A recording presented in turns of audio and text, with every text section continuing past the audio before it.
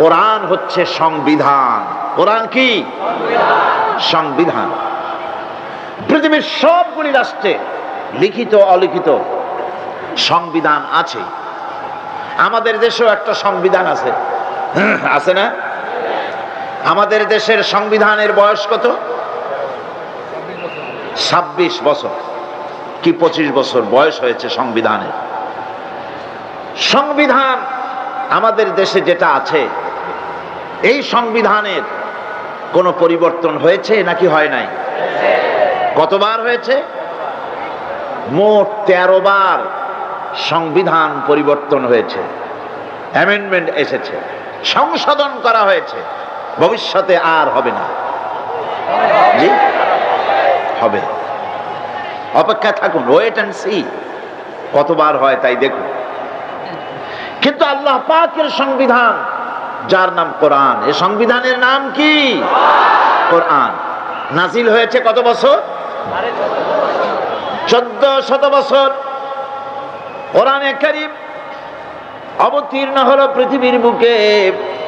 আজ পর্যন্ত কোরআনে কারীমের কোন অ্যামেন্ডমেন্ট আসে নাই।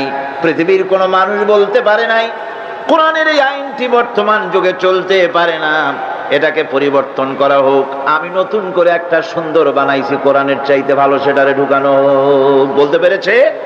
পারে না। ভবিষ্যতে পারবে? পারবে। বাংলাদেশের সংবিধান পরিবর্তন হতে হতে, অ্যামেন্ডমেন্ট হতে হতে হয়তো এমন সময় আসতে পারে যে এর অরিজিনাল কি তা হারায় যাবে।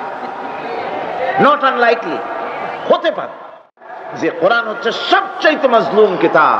আপনি বলেন, আপনি বলুন যে কারো অসুখ হলো, ডাক্তার প্রেসক্রিপশন দিল, রোগী সেই প্রেসক্রিপশন বোতলের মধ্যে ভিজায় যদি খায়, রোগী যদি সেই প্রেসক্রিপশন মাদুলির মধ্যে ঢুকায় গলায় ঝুলায় রাখে, এমন রোগী সম্পর্কে আপনার ফতোয়া কি হবে?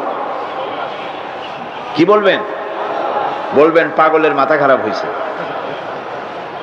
তা না হলে প্রেসক্রিপশন বোতলে ভিজায় খায় মানুষে, করছে কি?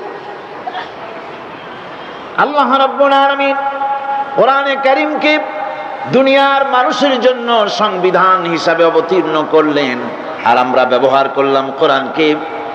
পানির মধ্যে ভিজিয়ে খেলাম, পান করলাম।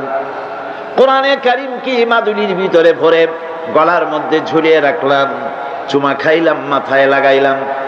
কোরআন পড়লাম না, বুঝলাম না, আমল করলাম না। এই কোরআন আল্লাহ রাব্বুল আলামিন তামাম পৃথিবীর মানুষের জন্য অবতীর্ণ করেছেন। হিন্দু, খ্রিস্টান, বৌদ্ধ, নাসারা কেউ বাদ নাই। পৃথিবীর যারা মানুষ তাদের সকলের জন্য হচ্ছে আল কোরআন। মানুষের তৈরি করা মতবাদ দিয়া যদি শান্তি হতো পৃথিবীতে, তাহলে পৃথিবীতে শান্তির প্রচেষ্টা কেউ কম করে নাই, গতকাল বলেছি। কিন্তু সব ব্যর্থ হয়েছে। সব কি হয়েছে? ব্যর্থ হয়ে গিয়েছে। সফল হতে হলে কোরআনের কাছে আসতে হবে, একথা বিশ্বাস করতে হবে যারা ক্ষমতায় আছেন।